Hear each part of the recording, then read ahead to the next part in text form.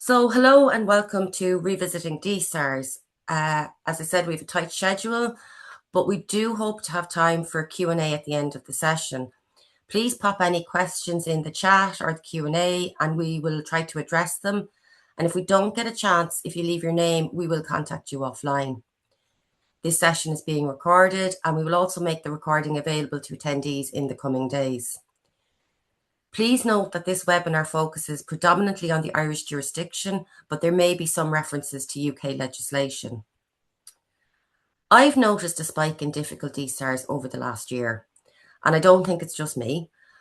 I've spoken to colleagues in ADPO, both on a one-to-one basis and collectively, and for many, it's the same problem.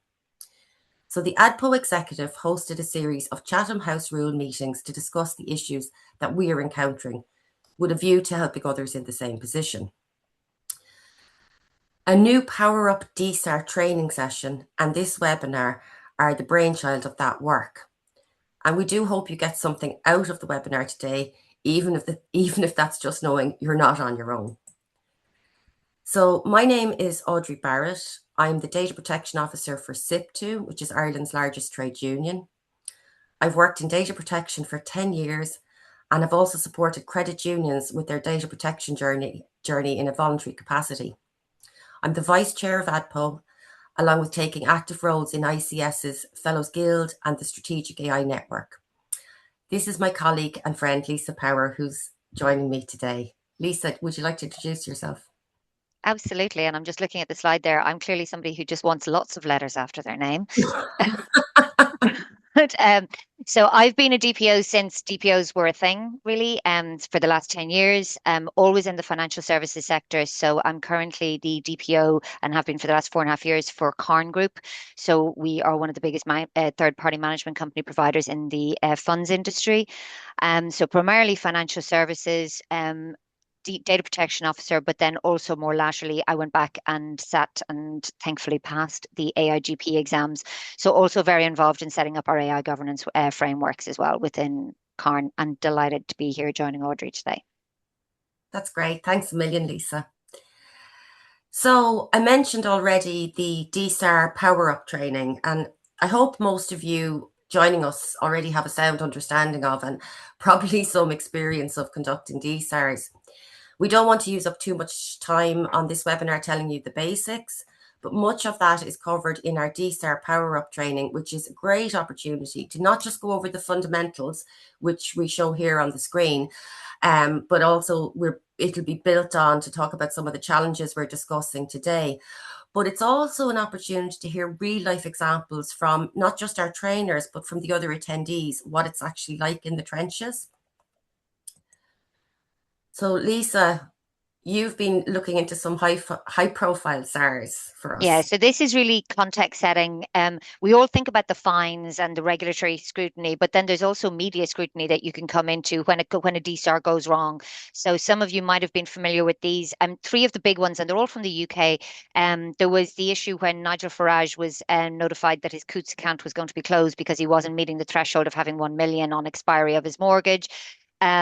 For those of you who followed that case, and you can actually see almost the exact transcripts of what he was provided, you can find them online. But it is truly bizarre how much Coutts gave under the guise of a data subject access request that they probably didn't need to give, but it became obvious to him that it was nothing to do with the threshold, that it was more to do with his political affiliations that led to that. There was also another case in the UK. Greg Wallace, the presenter on BBC, got into a legal dispute where he alleged that the BBC had failed to properly comply with a DSAR, which was a very wide-ranging, highly complex one, and he was seeking damages for distress. But it highlights kind of how DSARs are increasingly being used in employment disputes and litigation. The other one, this was a particularly unpleasant one, was a care home. The family of an elderly resident submitted a request, and not only did the care home director refuse to respond to the DSAR made on behalf of a vulnerable individual, but they also, the individual or the owner faced criminal liability because he actually, not only, as well as blocking the DSAR, he actually concealed and deleted some of the records before doing it. So as well as the fines, we also have the risk of media scrutiny when it goes very, very badly wrong. So the next one then is just moving on to the trends, really just switching gears slightly. And if we look at the way things are moving, the direction of travel is very, very clear. DSARs is the single biggest category of complaints received by the Irish DPC. This year's annual report is no different. If we just do one click there, we'll see at the top there of the list, individuals seeking guidance on non-response. That gets top billing. Oh, sorry, just back again to that one. Exactly. So as in previous years, alleged non-compliance is the primary source of complaints, and the majority have the same underlying issues: deterioration in the employer-employee relationship, disputes involving financial matters, or situations that effectively started as poor customer service and then became a data protection concern. So the DPC is very clear and is very, very articulate on its guidance that we as DPOs and privacy professionals have to do more to enhance the transparency and provide individuals with fuller, more meaningful information when we're responding to SARs. So the tips that they put in this year's report are very clear. Explain to the individual the rationale for applying any restrictions. Document how and why you reach a particular determination when assessing a subject access request. Prepare a schedule listing any documents being withheld or redacted, clearly setting out the reasons for doing so and identifying the specific provisions in either the 2018 Act or the relevant GDPR articles that you're relying on. And then communicate it to the individual, as we all know, in a clear, concise and transparent manner as part of the DSAR response. They also outlined that once a complaint is received, an organization's ability to clearly demonstrate the analysis underpinning its decision-making process can very significantly speed up their examination. So my approach when I'm doing a DSAR is to behave as though the regulator is kind of standing on over my shoulder watching me, and I document everything. So it's not even about asking yourself, could I justify this if I had to? It's almost, if I wasn't doing this job and somebody else had to, would they have the documentation to justify it? The trends that we're seeing here, they're not unique to the Irish DPC. It's the same in the UK. The UK ICO, like their volumes are about over 42,000 in their last annual report, and 39% of the complaints within that were related to DSARs as well. I'll hand over to Audrey. Thank you. And likewise, when we looked at the trends, we looked at analysis done by NOYB, which indicates that only 16.5% of the access requests that NOYB sent to companies in the past 8 years received satisfactory reply, while 53.7% of replies were incomplete and a staggering 30% were not answered at all. Around the same time, NOYB published a survey showing that the majority, over 70% of DPOs working in companies, think that data subject rights, and the right of access in particular, don't create a significant workload. Now, while I do have great respect for the work carried out by NOYB, I would raise a massive flag in relation to that 70% statistic. My experience as a DPO in a trade union puts me in a situation where I find myself in the crosshairs between the employer and employee relationship. And as a result, I'm required to address a significant number of DSARs, which are often extremely time consuming. And the reality is that not all industries experience GDPR and DSARs in the same way. And I think that does really need to be recognised when you're looking at statistics suggested by the NOYB there. And I think for me, this next slide, the DSAR challenges, is the core of what this webinar is about and what so many of us are finding and experiencing. So who's actually responsible for conducting a DSAR? The controller is responsible for the DSAR and not necessarily the DPO. While often the DPO will become heavily involved, GDPR requires us to advise and monitor compliance. What matters is having an appropriately skilled people involved and avoiding over-reliance on one individual. The next one we see is the volume of data. And many of us have encountered the classic, send me all my data.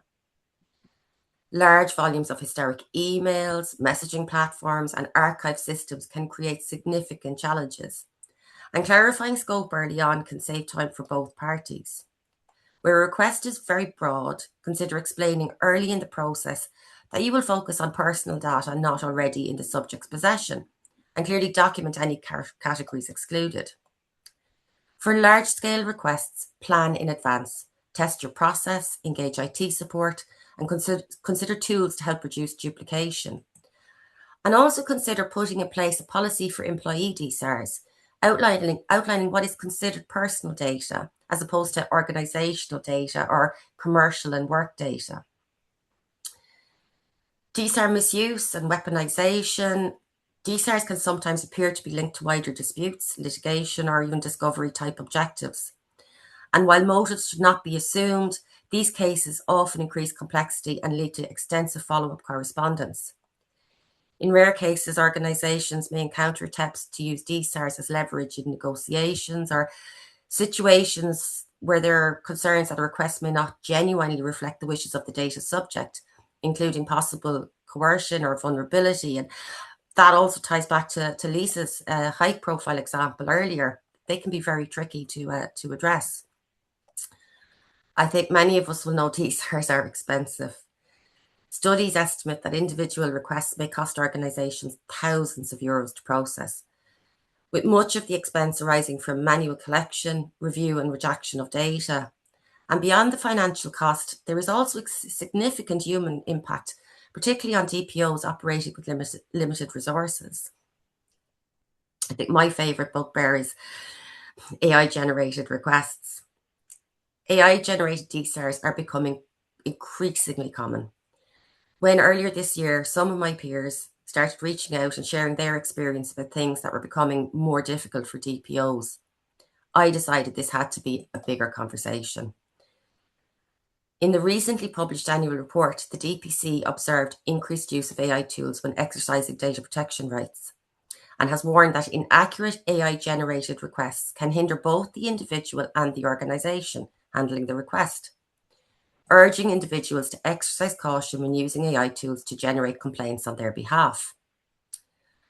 I think what's happening is individuals are not only using AI to generate DSARs and complaint letters, but they are in reality asking simple questions on AI and are being directed to enter a DSAR or a complaint to the data controller. As an experiment, I asked Google, what do I do if I think my employer is hiding evidence from me in an investigation? And the response was, you must immediately submit a formal data subject access request under the GDPR. And there was a lot more detail, not all of it strictly accurate.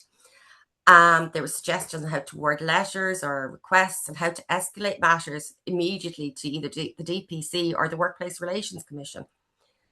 And what I'm seeing is data subjects turning to AI to be their expert. AI is in turn drafting communications which tend to be adversarial in nature, and that's putting the relationship between the DPO and the data subject off to a bad start. As DPOs, we need to consider how to reset the balance and ensure that the data subject understands that our role as an independent individual who helps them exercise their rights. ADPO has developed supplementary guidance, including correspondence logs, refusal templates, and guidance on managing AI-generated and potentially vexatious correspondence, which is provided as supplemental material for the Power Up DSAR training module. Finally, complex redaction. In my experience, DSARs linked to employment disputes are often high volume and require complex redaction decisions. I typically reduce the dataset by removing duplicates and non-personal information before carrying out a detailed review and redaction exercise. Redaction software and legal advice in particularly complex cases can assist, and most importantly, document your reasoning and decisions, as these records will be crucial if the matter is later examined by the DPC.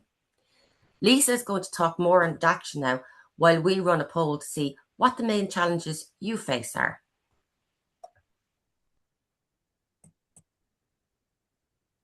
Is the poll question going out then? Hi, Carmel. Can you share the poll? Sorry, 2 minutes now.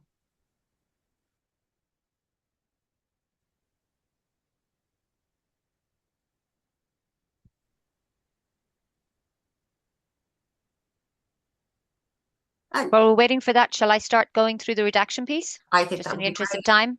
Thank you. So when we look at redaction, it's another area where regulators frequently receive complaints. And there was a specific note in the DPC's annual report for this year. I'm sure most of you saw it in relation to DSAR complaints. So I'll literally quote it. While the redactions or exemptions are, for the most part, appropriately applied, the complaints stem from insufficient explanations by the data controller as to why they're being applied. It's not sufficient for an organisation to merely itemize the exemptions, restrictions, or relevant articles of the legislation. The reason the exemption is being applied should be clearly explained to the individual. Any exemptions applied should be documented, for example, in the form of a table. And organisations must be able to explain to the DPC why they have applied specific exemptions. So if we look at the left-hand side of the table here and look at some tips of what you can redact. So obviously personal data unrelated to the data subject, unless you have consent of that other, the secondary data subject. Employment references given in confidence, legally privileged material, or management information or other business confidential information. But again, in all cases, explain your redaction methodology. In terms of what not to do, I find that the optics of excessive black blocks of redaction in a large DSAR can, especially if you're in an already kind of inflammatory or incendiary relationship, it can be very off-putting. So if you need to redact heavily, either redact in white or extract the table of applicable content, extract the content and then put that into a table with the appropriate context in all cases. And also, just because the DSAR has revealed defamatory comments, don't assume that they can necessarily be redacted. In some cases, they will still be part of the DSAR pack. Don't replace names with a role if the role itself effectively identifies an individual. And also be wary about redacting contextual information, like the date an email was sent or the subject line. That might be needed to make the data understandable. And don't include opinions about others that are unrelated to the data subject. So again, if we look at the DPC's guidelines, it's making sure you can outline your methodology. Back to you, Audrey. Thanks, Lisa. So next we want to talk about best practice. And we do strongly recommend that, Tom, if you could flick over the slide, that'd be great. Apologies. We do strongly recommend that organisations have a documented DSAR procedure. A clear process helps ensure consistency, it demonstrates accountability, and provides evidence of compliance should a complaint arise. It also helps reduce pressure when complex requests are received by giving staff a structured process to follow. And while every organisation's SOP will be different, the core principles remain the same and are summarised on this slide. Also, ADPO has developed a detailed SOP template, which is available as supplementary material for the DSAR Power Up training. And then now Lisa's going to talk to you a little bit about DSARs in the context of employees. Yeah, so this one, we thought we'd dedicate an entire slide to this because it's quite an emotive one. You know, your heart sinks, a DSAR request come in, it's from a fellow employee, there's an ongoing grievance case, and you just know it's going to be tricky, it's going to be nuanced, it's going to absorb a lot of your time. So what we're seeing is when current or former employees submit requests, there's usually another issue at play. It might be an unfair dismissal claim or an allegation of bullying or harassment or some kind of unfair treatment. And what we're seeing in ADPO with our peers and our colleagues is a spike in employee-related requests. And that's why we thought it'd be helpful just to put a specific slide in on that. So if we look at some of the guidelines, the key thing is be prepared. If you know that there's a big workplace change, you're changing your return to office policy, or you're laying people off. If you know there's an activity that's likely to unsettle people, factor it into the potential that this will cause an increase in DSARs and have the necessary skilled resources on standby for that. Also, awareness training is making sure that people know what a request looks like, that it can come in verbally, by email, by post, know the channels through which it might come, and make sure that those people know what to do with it, who it needs to be forwarded to, and that it's very time sensitive, that they act quickly if they do get one. And be sure to raise awareness to try and avoid a last minute panic to meet statutory response timeframes. Look at the reason. So people don't have to explain why they've submitted a request, and they don't have to explain how they intend to use the information they get from a request. But if you may suspect that it's a phishing exercise linked to another issue, but that cannot allow you to get in the way of fulfilling their request. A DSAR should be handled separately to other matters to prevent bias and to make sure that the process is fair. You must remain independent. And don't forget, you still need to respond on time, even if the statutory response date falls while other matters such as a grievance are ongoing. The next one is clarification. You can always seek clarification if a request is unclear, or especially if it's an AI one, if you think that they've been misled. And especially if it's going to involve searching, assessing, or providing a significant amount of information. So, for example, you can ask specifically what information they're seeking.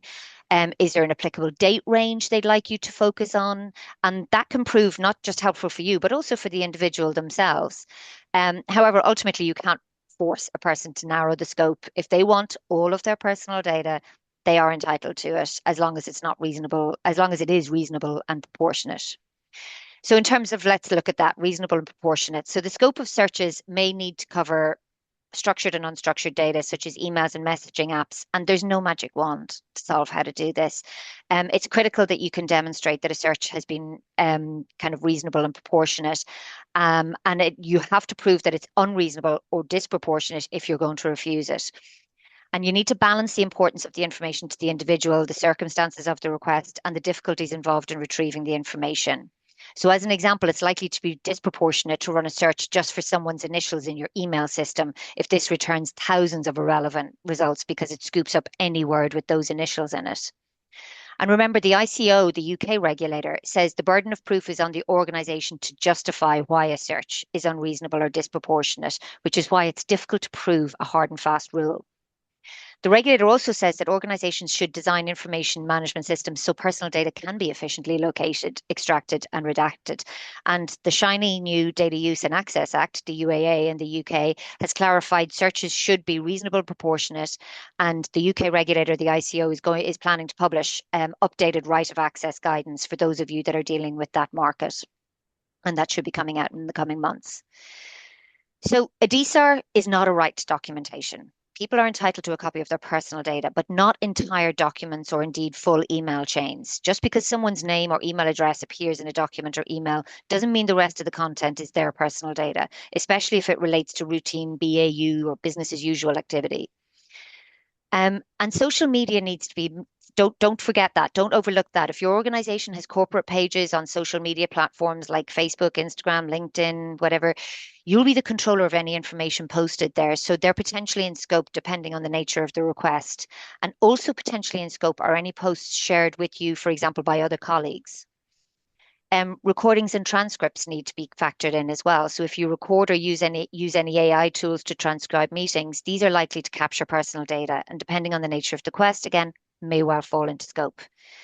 Information they already had. I know Audrey already alluded to this, but information the requester already has in their possession or has access to can still be within scope of a DSAR.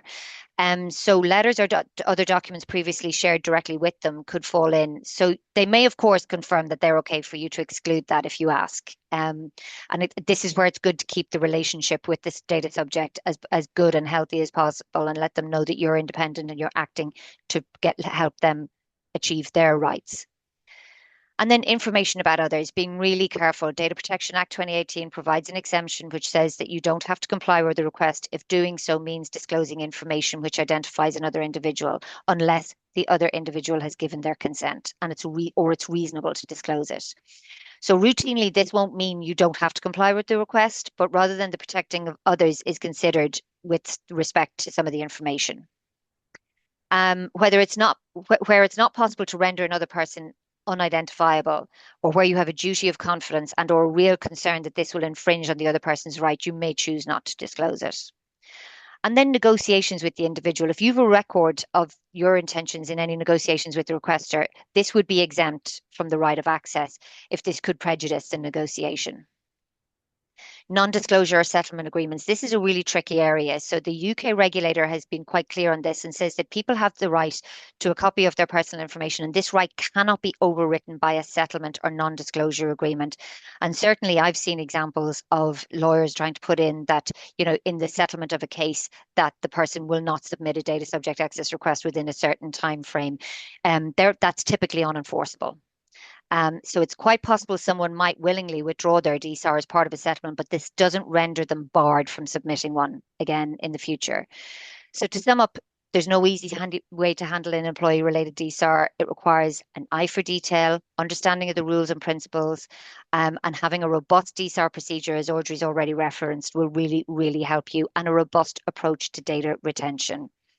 And if it's particularly complex, it may be wise to seek external legal counsel if you're unsure. Back to you, Audrey. Oh, sorry, I'm doing this one. CJU guidance? Oh, this is, yeah.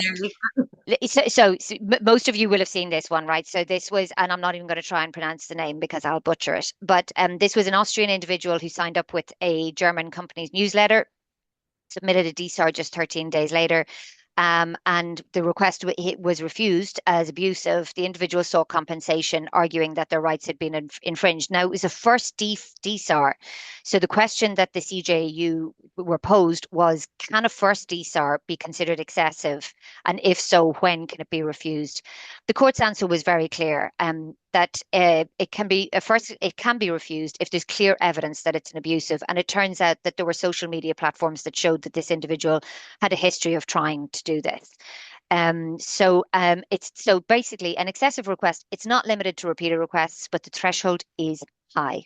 The court found that abusive intent may exist where a person submits a DSAR not to understand how their personal data is being processed, but to manufacture grounds for a compensation claim. So controllers may consider factors such as the timing of the request, the individual's conduct, and publicly available evidence of a pattern of similar claims. But importantly, the burden of proving abuse rests typically with the data controller. So the Court of Justice clarified that compensation under Article 82 is not limited to unlawful processing. So a failure to comply with a data subject's right can itself give rise to a compensation claim, but the data subject must still demonstrate an infringement, actual damage, and the causal link between the two. So for controllers, the message is refusing a DSAR on abusive grounds is possible, but only in exceptional circumstances and where there's clear evidence to support the decision. Suspicion alone is not enough. So the judgment aligns with the direction of travel seen in the proposed Digital Omnibus reforms as well, which similarly seek to address abusive or excessive requests. So the key takeaways are: a first DSAR can, in exceptional circumstances, be refused as abusive. You must be able to clearly evidence the abusive intent.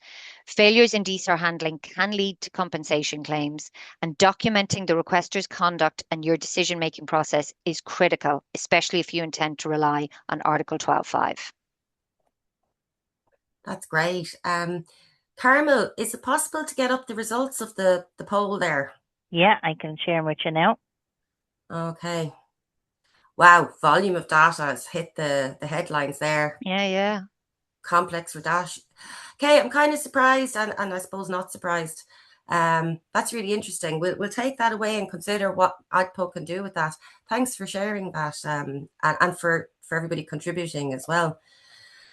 The Digital Omnibus, NOYB again are advocating against the Digital Omnibus proposals in respect of DSARs, stating that the proposals limit the use of DSARs for data protection purposes. But surely that's the intention of the GDPR anyway. Now, this also ties in with the statement we saw earlier from the DPC in relation to the increase in DSAR complaints and warning around the use of AI complicating and confusing matters. So I'm interested in what participants think here. So we have another poll. Do you agree with the Digital Omnibus proposals related to abusive DSARs, where the right of access is being used for purposes other than protecting personal data? And if there's an appetite around this, ADPO might consider polling our membership as a bigger lobbying opportunity. So that being said, while we're collecting the poll data, we'll just pop on to the next one, which is DSAR AI tells. Your favorite, Audrey? Oh, my favorite. Lisa, have you heard enough from me about this yet? So, clues that a DSAR might be written by AI. Lengthy. They're often several pages long and contain far more detail than is necessary to exercise the right of access. They're demanding or aggressive, including deadlines or requirements that do not align with the legal requirements. They can sometimes feel like a social engineering attack, which looks to play on your emotions, to pressure you into making a decision without really thinking it through. So stop and think. You're the expert after all, not the AI. They can include massive scope or requesting metadata, sometimes seeking information that may not constitute personal data or fall within the scope of the request. They tend to use mixture of bold and normal text in a single sentence. And I can almost say I have yet to see AI generated text that doesn't do this. There's an overuse of bullet and number points, and then the use of M and N dashes. So M and N dashes are like hyphens, but like a little bit wider, and they're used to set off extra information such as examples, explanatory or descriptive phrases, or supplemental facts. The requests tend to be confused or repetitive in nature, where the core request can actually be difficult to identify despite the volume of the request. And I find myself needing to do multiple read-throughs to break down the core of the request.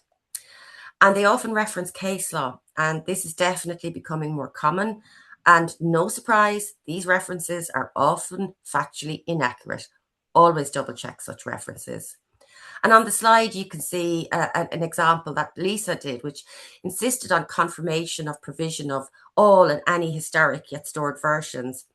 Remember, as data controller, you are the ultimate arbitrator of what is legally within scope and what constitutes reasonable and proportionate searches. So, Lisa, how do you approach these AI DSARs? So it's always helpful when you get something from a data subject and they're basically quoting back the GDPR to you and then telling you how to do your job. It's always it's a great start. But one of the oldest lessons that we've all been taught about effective communication when you're approaching this is say what you're going to do it, and then say that or how you did it. And the same applies to DSARs and the same applies to AI generated DSARs. So the first thing to remember is just because it's a blatantly AI generated request, even if there are multiple inaccuracies within it, it's still a valid request. So the first step is to acknowledge the request. So just to make sure that, you and give them a human response in doing that. Then clarify, again, there's no law against it. You can go back as many times to the data subject as you need to, and especially clarify if the AI has misrepresented their rights or a particular legislation. You have the right to go back and educate them and advise them and correct it. So an AI crafted request can sometimes blur or muddy what a data subject is actually looking for. So that contact with the data subject can help get to the real heart of the matter and save going and trudging through a lot of stuff that they actually weren't looking for. And then keep a checklist. I always do this in any of my subject access requests, especially DSARs. Keep a checklist to ensure that you provide all the applicable requested information. Outline your methodology in your response. As we've discussed, if you redact, don't just explain the redaction, explain the basis on which you redacted. And for me, always include your privacy notice and always remind them of their right to complain. And almost be planning the complaint, be ready for the complaint when it comes in and know how to handle it. Yeah, that's really good, actually, Lisa. Just before we step on there, Carmel, have we got a final result on do you agree with the Digital Omnibus proposals? So, well, that's a resounding yes. I feel vindicated. Thank you, everybody, for responding to that. And we're going to consider how we might be able to use that within ADPO for the greater good, shall we say. So, Lisa, you were going to just kind of round up our key takeaways from what we've discussed so far today. Yeah, we've a lot in here and you'll have access to the material and the recording, but a few key takeaways. So the first thing is A DSAR is not a freedom of information or a right to documentation. It is a data subject access request, and it's important as professionals in this industry that we remember that. A request for specific information is not a DSAR just because it includes personal data. So likewise, it's the other way around.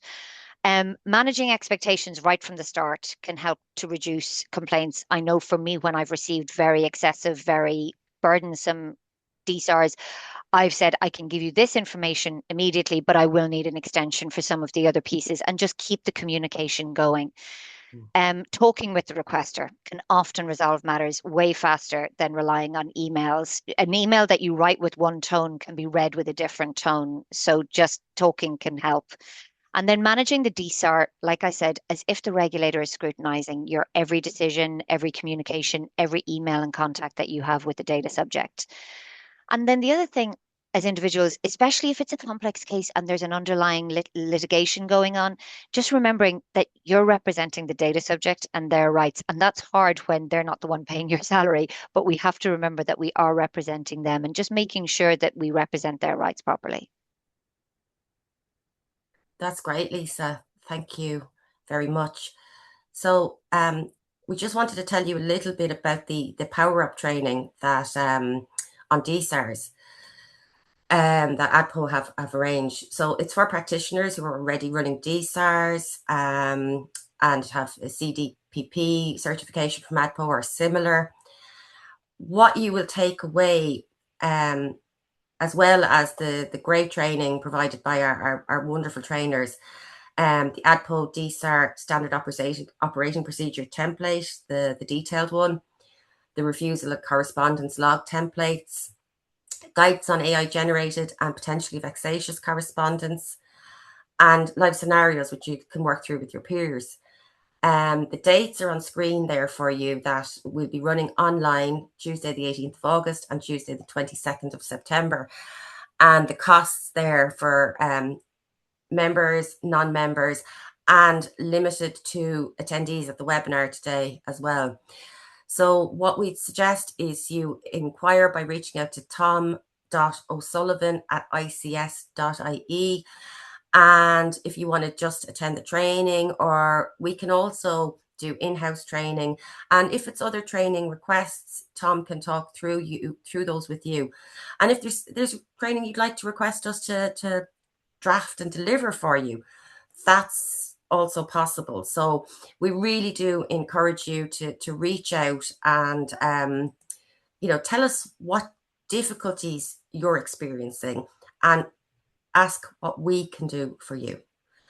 So that kind of sums up our presentation, but we would like to give an opportunity to there's just some suggested places you can go for other data in relation to it there. So the DPC obviously provides plenty of recommendations, the ICO and the European Data Protection Board. So please feel free to access any of them. Kate, thank you very much for your comment there. We're going to go on to an opportunity for questions and answers. If anybody has anything they want to pop in the chat, please do. Thank you very much for some of the comments we're getting in. You can see, while I'm just waiting to see if anybody's typing into the chat, that please do reach out to Tom again for any questions in relation to upcoming training or briefing that you would like to see that you haven't already seen from us. We're a membership organization and we're here to help and support you. So, well, thank you. You're all being very complimentary. None of you seem to have any questions. So, Audrey, I might ask a question if you don't mind. Please, Tom.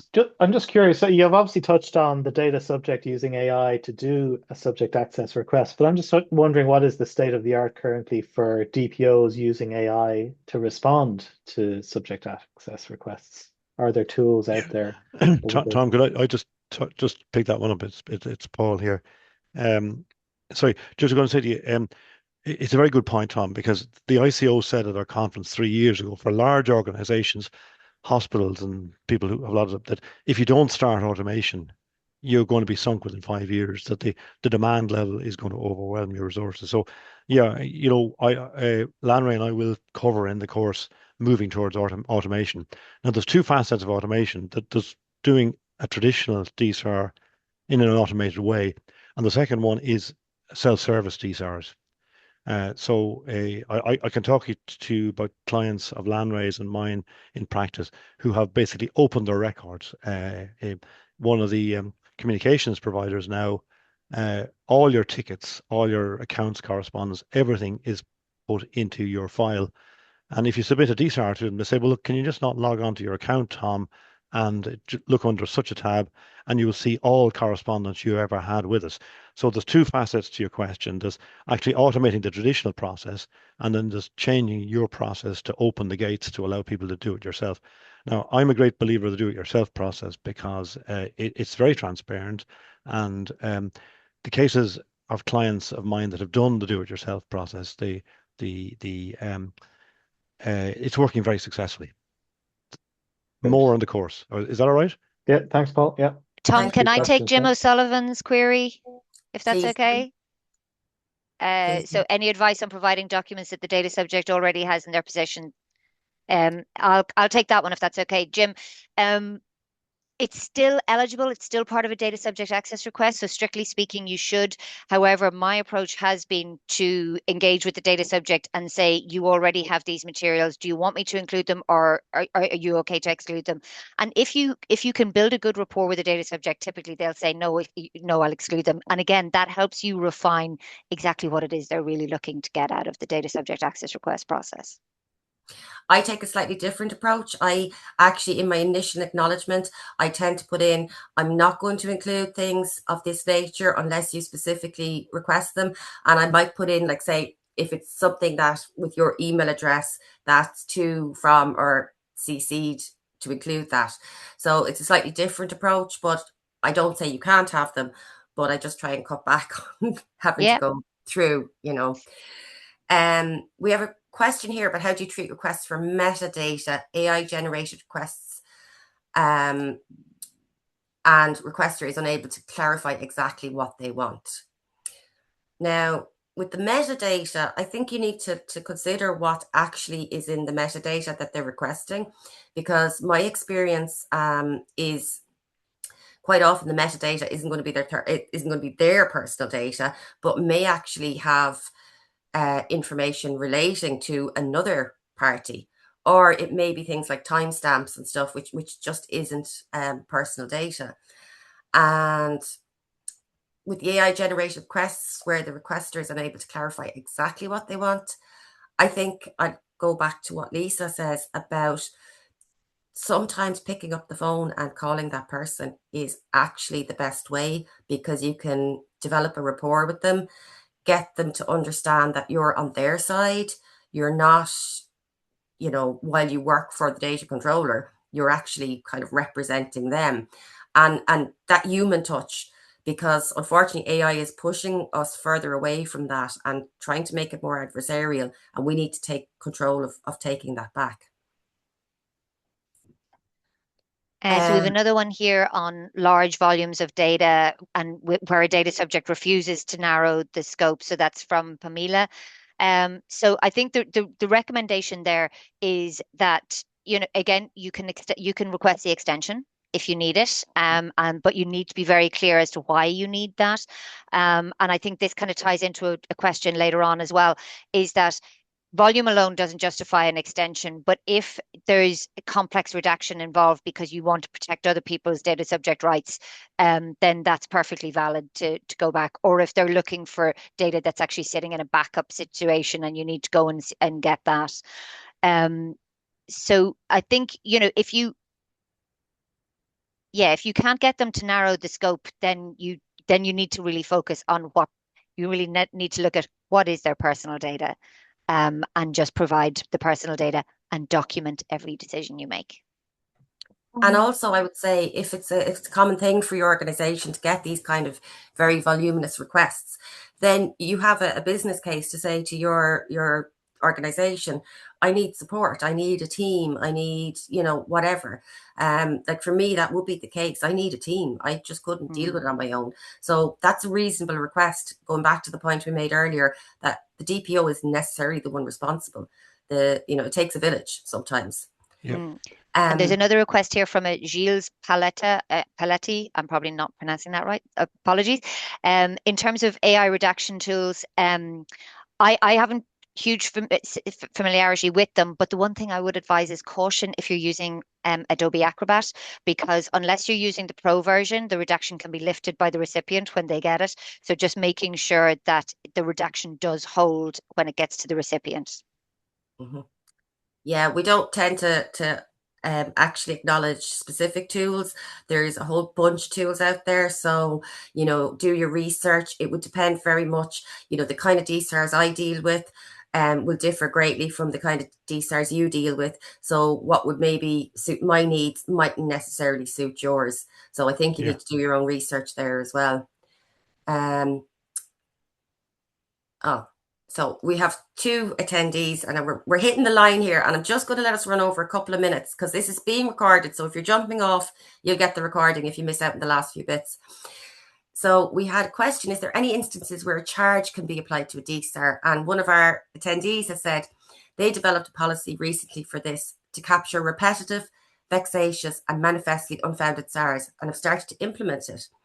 We cost it at the same as local authorities' fee for FOI requests, so it's not expensive, but enough to make people hesitate. We have a high bar to refuse a SAR, e.g. 4 or 5 SARs within a year, etc. for the same data. That's really interesting. Thank you so much for sharing that. Sharon's, any guidance generally on the difference between what may constitute complex data to extend 30 to 60 days? Volume alone is not a consideration, in my opinion.